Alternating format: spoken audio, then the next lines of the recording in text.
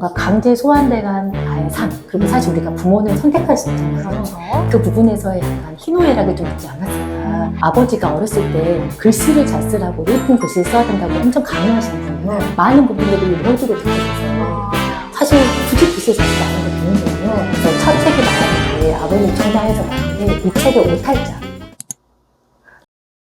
그러면 타바코 계열의 향수가 이거 말고 다른 것도 있다고 하셨잖아요. 네네. 궁금해지거든요. 맞아요. 소개 좀 해주세요. 은근히 많아요. 그래서 저도 그러니까 알아보면서 이게 와 정말 많구나 느꼈거든요. 제가 가장 대표적으로는 톰퍼드의 이름도 타바코예요. 타바코 바닐라. 딱 심플하게 이름을 딱 박아놓은 만큼. 그런데 약간 지금 이 향수하고 비교하자면 연령대가 훨씬 높아요.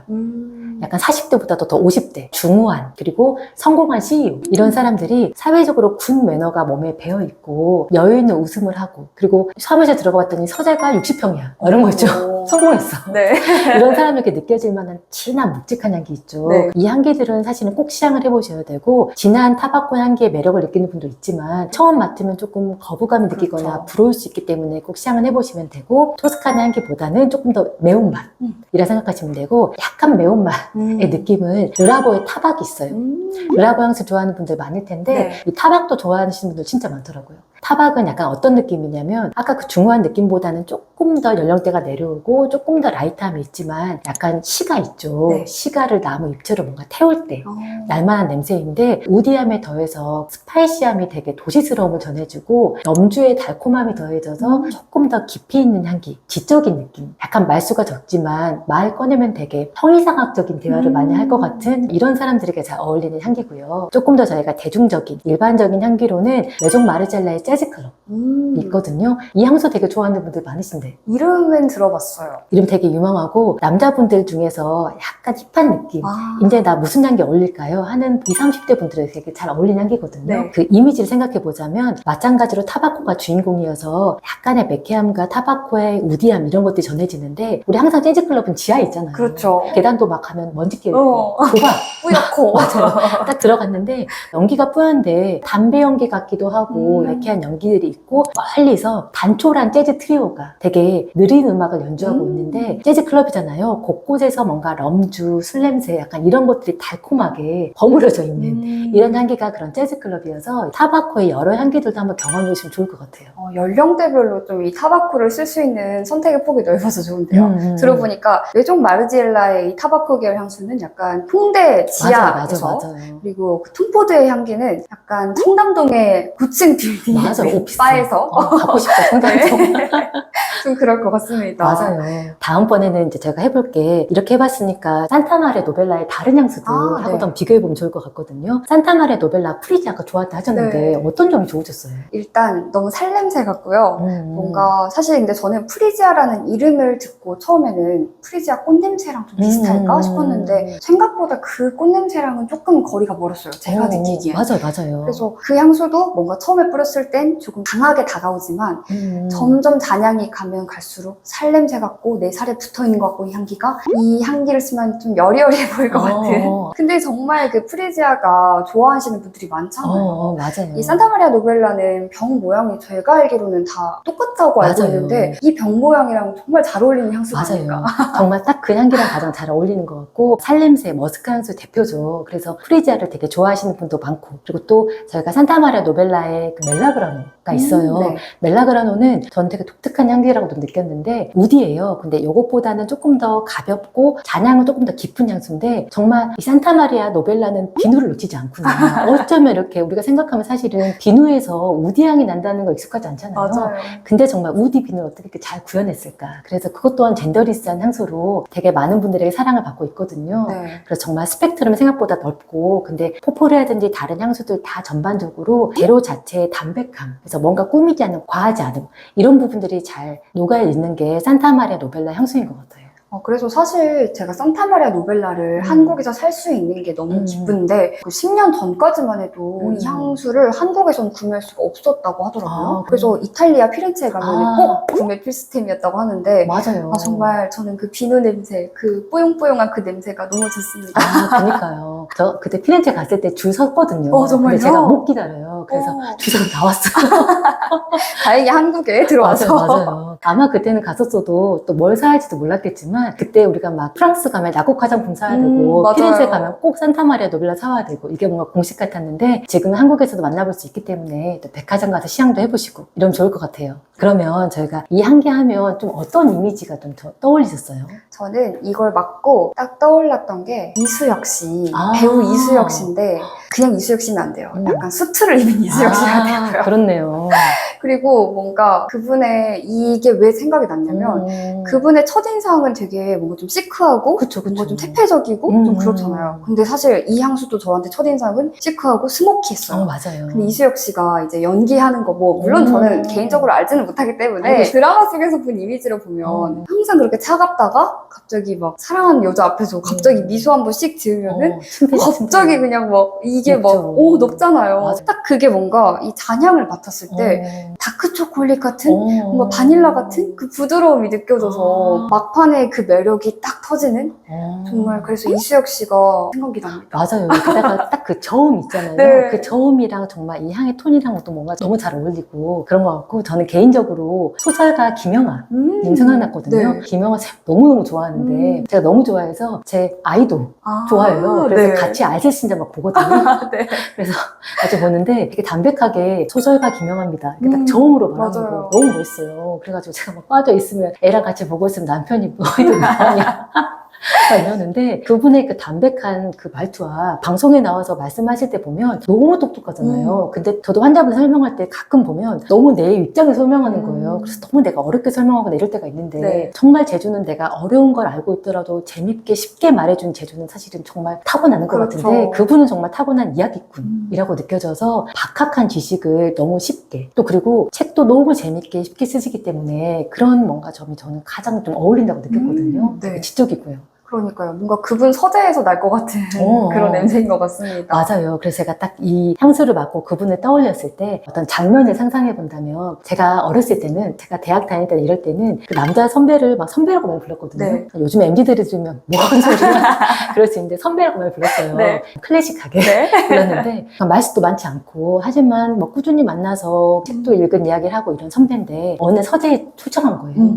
그래서 갔더니 서재가 뭐 넓지도 않아요. 한 5평 남짓? 한 작은 서재인데 온통은 약간 우디한, 약간 다크 브라운 있죠. 네. 그런 가구들로 세팅이 돼 있는데 집구도 별로 없어요. 책상과 그냥 단촐한 의자? 의자도 예를 들면 하나.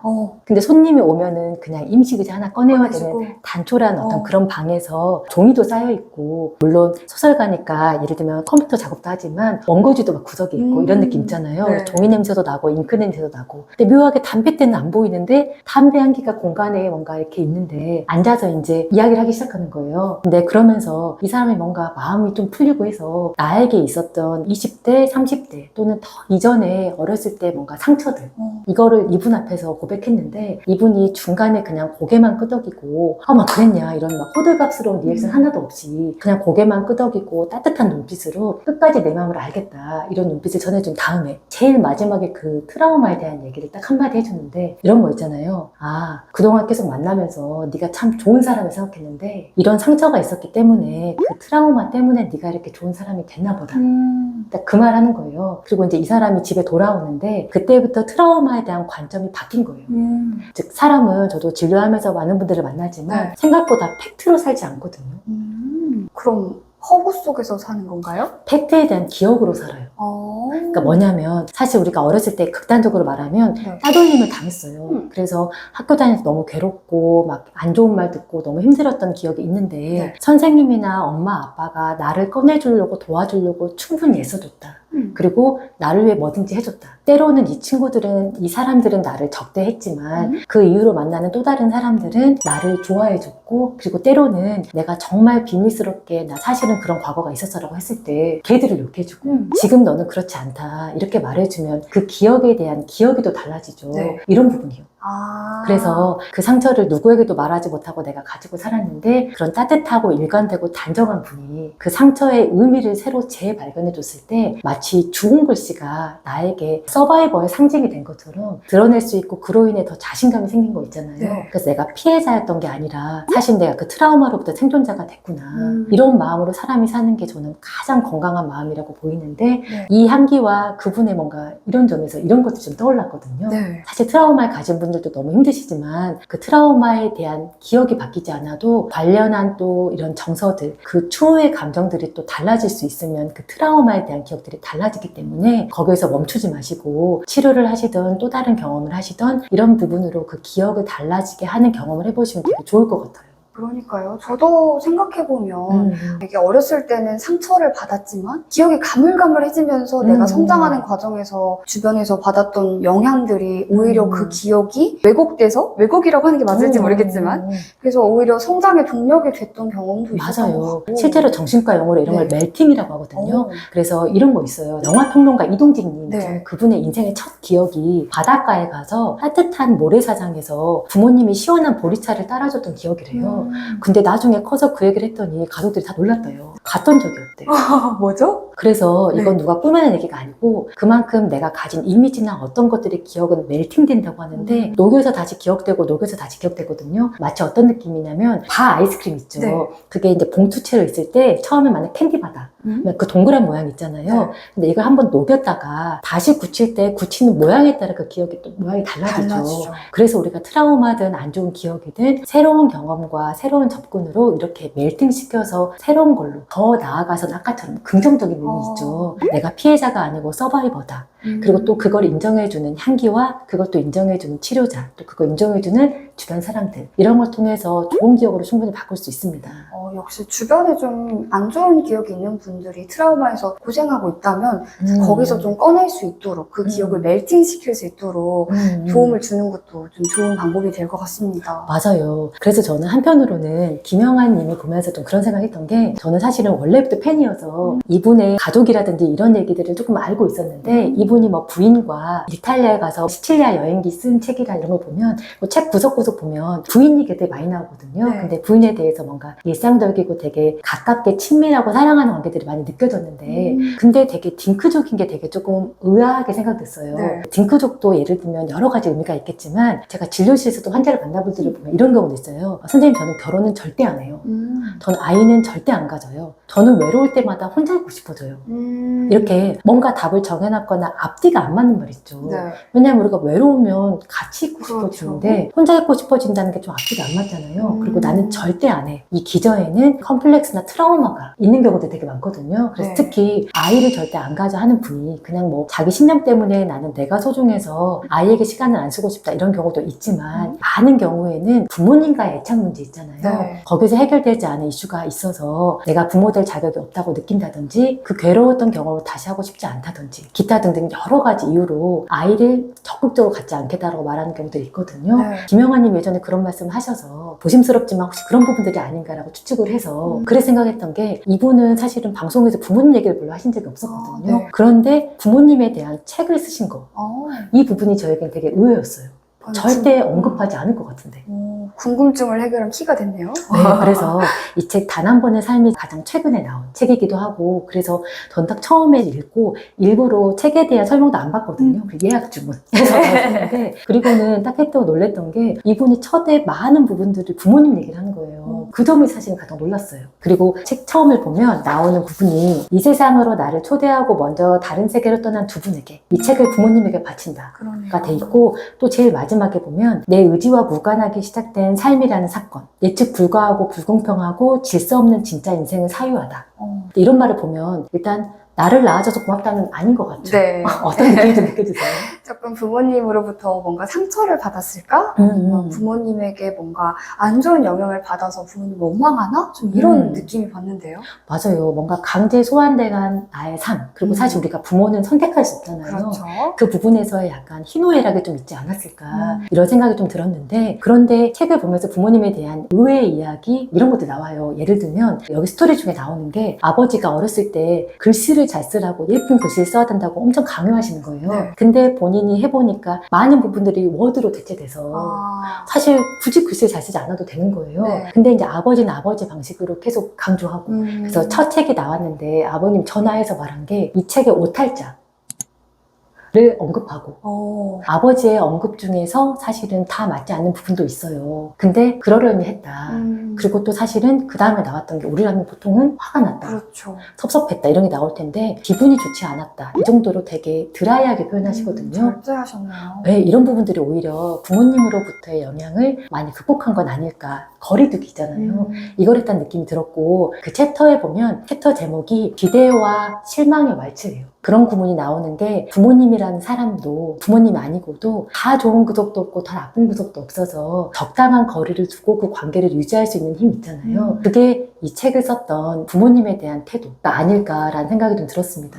하긴 부모님이란 존재는 제가 생각했을 때도 어쩔 수 없이 영향을 받게 되는 그런 존재인 것 같은 게 저는 이제 이 이야기를 들으니까 생각이 나는 일례가 20살이 되고서부터 혼자 자취를 하기 시작했는데 저희 어머니는 항상 어릴 때부터 배달 음식을 시키거나 뭐 장을 봐오면 비닐봉지 같은 게 남잖아요. 그럼 그거를 늘 그냥 모으셨어요. 뭔가 뭐 쓸데는 없는데 한 번씩 필요할 때가 있으니까 약간 나중에 필요할 걸 대비하셨나 봐요. 그래서 막 약간 종류별로 좀 모으셨어요. 저는 그거를 뭐 어릴 때는 그냥 그런가 보다 하고 있었는데 제가 이제 20살이 돼서 자취를 시작하고 이사를 가게 됐는데 짐을 정리하는데 세상에 제가 비닐을 모으고 있는 거예요. 제가 엄마처럼 엄마가 시킨 것도 아니고 저도 뭐 생각이 있었던 것도 아닌데 그냥 막 모으고 있었더라고요. 그래서 제가 너무 웃겨가지고 그때 그 비닐을 찍어서 엄마한테 나 엄마 딸인가 봐 이랬는데 그때 좀 느꼈어요. 아 이게 어쩔 수 없이 영향을 받게 되는 존재가 부모님이구나. 사실 저에게 진료실에는 이제 부모님으로부터 힘든 분들 굉장히 많이 찾아오시는데 특히 가장 힘든 경우는 이런 경우들이 많아요. 양가 감정이 있을 때 가장 가까운 사람에게 힘든 건 이거거든요. 맞아요. 예를 들면 싫다, 밉다 이렇게 끝나면 오히려 괜찮아요. 근데 싫은 구석도 있고 미운 구석도 있는데 그럼에도 내가 딸로서 사랑받고 싶은 마음과 맞아요. 그럼에도 또 엄마에게 고마운 구석도 있어서 정말 미워할 수도 사랑할 수도 없는 관계 이런 게 있거든요. 근데 얼마 전에 갑자기 생각이 드는 게 제가 들어도 사실 그 부모님은 너무너무 거의 방임할 정도였거든요. 네. 그래서 그분이 이제 어른이 되고 자식을 키워보니까 더더욱 부모님이 너무 원망스러운 거예요.